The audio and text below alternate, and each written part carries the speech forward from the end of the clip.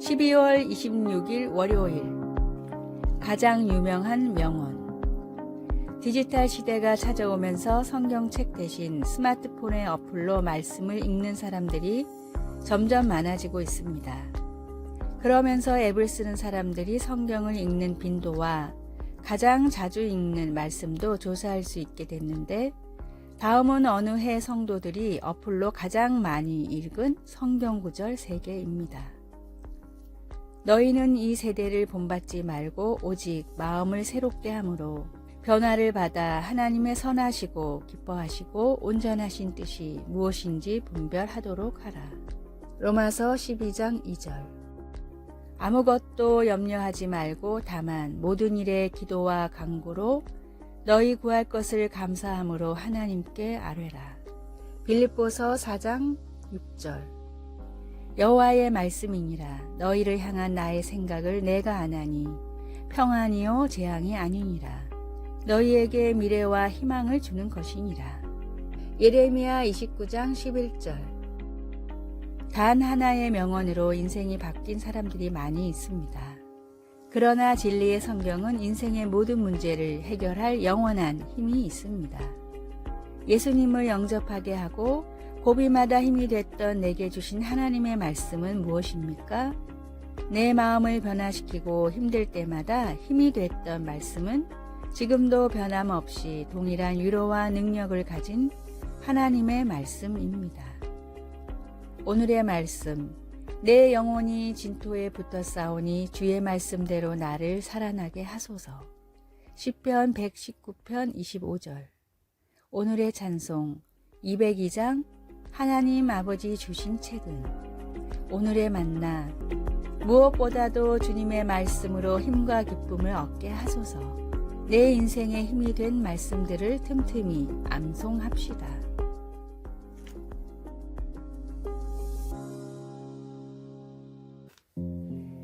12월 27일 화요일 삶의 불꽃.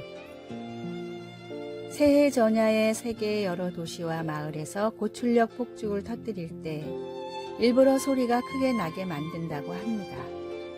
제조업자들은 원래 화려한 불꽃놀이는 말 그대로 공중을 가르기 위한 것이라고 말합니다. 연발 폭죽은 특히 지상 가까이서 폭발했을 때 가장 큰 소리를 낸다고 합니다. 우리의 걱정거리도 생각과 마음과 가정에서 폭발할 수 있습니다. 가족 간의 갈등, 관계의 문제, 직장에서의 어려움, 재정 문제, 심지어 교회의 분열과 같은 삶의 불꽃들은 우리의 감정 세계를 뒤흔드는 폭죽처럼 느껴질 수 있습니다. 그러나 우리는 이런 소동 속에서 우리를 건져주시는 분을 압니다. 바울은 에베소서 2장 14절에서 그리스도가 바로 우리의 평화라고 했습니다. 우리가 그분 안에 거하면 주님의 평화는 어떤 혼란보다도 더 커서 모든 걱정과 상처와 분열의 소음을 잠재웁니다. 그것은 유대인과 이방인 모두에게 강력한 확신이었을 것입니다. 그들은 한때 세상에서 소망도 없이 하나님도 없이 살았습니다. 이제 그들은 박해와 분열이라는 내부의 위협에 처했습니다.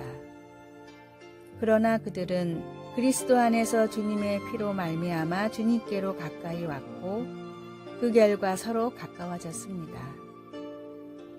그는 우리의 화평이신지라 둘로 하나를 만드사 중간에 막힌 담을 허시고. 말씀. 그는 우리의 화평이신지라. 에베소서 2장 14절. 찬송 475장 인류는 하나 되게. 기도. 위로의 하나님, 삶의 불꽃이 놀라게 하고 불안하게 할 때 저를 당신의 평화로 이끌어 주소서. 아멘.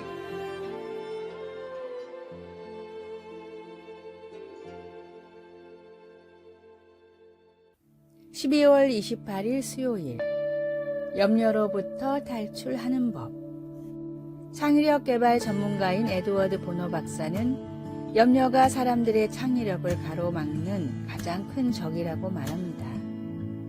일상에서 불쑥불쑥 찾아오는 이 염려를 없애기 위해서는 객관적, 낙관적, 가정적, 가능, 비판적, 전략적이라는 6가지 토대를 사용해 염려의 실체를 분석해야 한다고 합니다. 다음은 에드워드 박사가 자신의 저서인 6개의 생각하는 모자에 소개한 염려로부터 탈출하는 6가지 질문입니다. 첫째, 무엇이 분명한 사실인가? 둘째, 나는 그 사실을 어떻게 느끼고 있는가? 셋째, 실제로 일어날 일은 무엇인가? 넷째, 현재 내가 할 수 있는 대처는 무엇인가? 다섯 번째, 무엇이 원인인가? 여섯 번째, 나는 어떻게 해야 하는가? 이 질문을 분석하면 대부분의 염려는 전전긍긍할 필요가 없는 아주 작은 일들이라고 합니다. 하물며 전능하신 하나님을 믿고 따르는 그리스도인들은 더욱더 세상의 문제로 염려할 필요가 없습니다. 눈앞에 아무리 큰 문제가 있더라도 그보다 더 크신 하나님을 믿고 바라볼 때 염려를 이겨낼 수 있습니다. 세상의 염려 대신 하나님의 은혜와 큰 복을 마음속에 가득 채우십시오. 오늘의 말씀, 그러므로 내일 일을 위하여 염려하지 말라. 내일 일은 내일이 염려할 것이요 한 날의 괴로움은 그 날로 족하니라.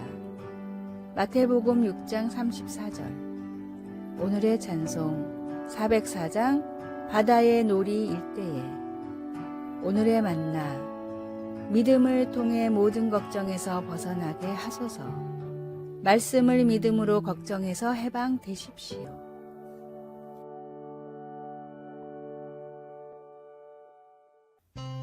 12월 29일 목요일, 홍수가 날 때. 미국에는 로키 산맥과 폭설로 유명한 서부의 콜로라도주가 있습니다. 그러나 콜로라도주의 최악의 자연재해는 눈 때문이 아니라 비 때문이었습니다. 1976년 7월 31일 에스테스 파크라는 휴양지 마을 주변의 빅 톰슨 계곡에 홍수가 발생했습니다.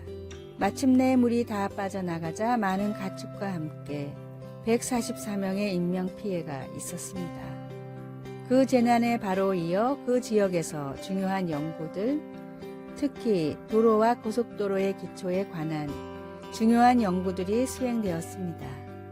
그 폭우를 견뎌낸 도로벽들이 있었는데 그것들은 콘크리트로 그 속을 채운 것들이었습니다. 다시 말해 그 도로벽들은 확실하고 견고한 기반을 가지고 있었던 것입니다. 우리의 삶에서 문제는 홍수가 날 것인지 아닌지가 아니라 홍수가 언제 날 것인가 하는 것입니다. 가끔은 예보가 있기도 하지만 대부분은 예보가 없습니다. 예수님은 그때를 위해 주님의 말씀을 들을 뿐 아니라 복음대로 살아감으로써 견고한 기반을 만들라고 강조하십니다. 그렇게 하는 것은 우리 삶을 콘크리트로 다지는 것과 같습니다. 언젠가 홍수가 날 때 우리는 잘 지어졌기 때문에 견딜 수 있습니다. 그러나 행함이 없으면 우리의 삶은 무너지고 파괴되기 쉽습니다. 현명함과 어리석음의 차이가 바로 이것입니다. 가끔은 잠시 멈추어 삶의 기반을 점검해보는 것이 좋습니다. 예수님은 홍수가 날 때 우리가 주님의 능력 안에서 굳게 서 있을 수 있도록 우리의 약한 부분들을 강하게 해주실 것입니다. 말씀, 듣고 행하지 아니하는 자는 주추 없이 흙 위에 집 지은 사람과 같으니 탕류가 부딪힘에 집이 곧 무너져 파괴됨이 심하니라. 누가복음 6장 49절. 찬송 204장 주의 말씀 듣고서. 기도, 관심이 필요한 약한 제 기반을 볼 수 있게 해주소서. 홍수가 올 때 함께 하신다는 주님의 약속에 감사드립니다. 아멘.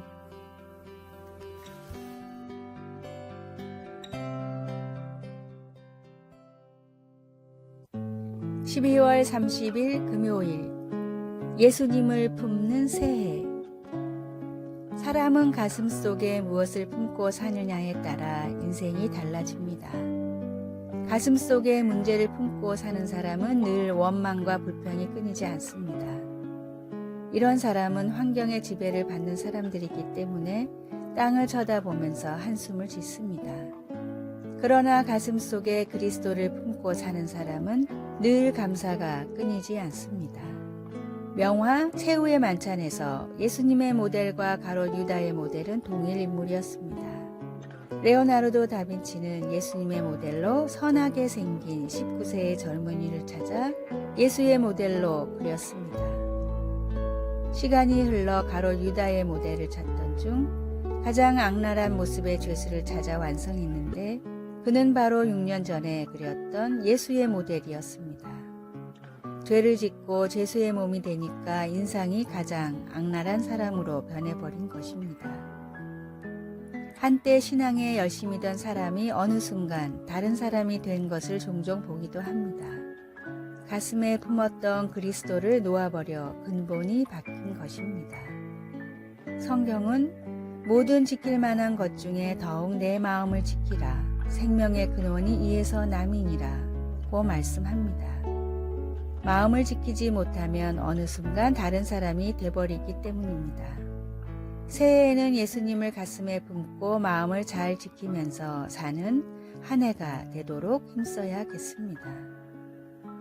오늘의 말씀, 모든 지킬 만한 것 중에 더욱 내 마음을 지키라. 생명의 근원이 이에서 남이니라.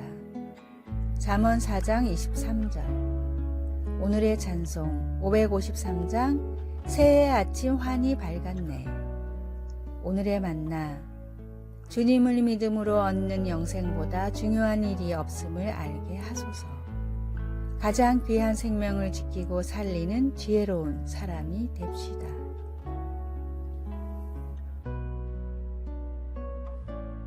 아래의 빨간색 글자 구독을 누르시어 더 많은 전도의 열매를 맺으시기를 기도합니다.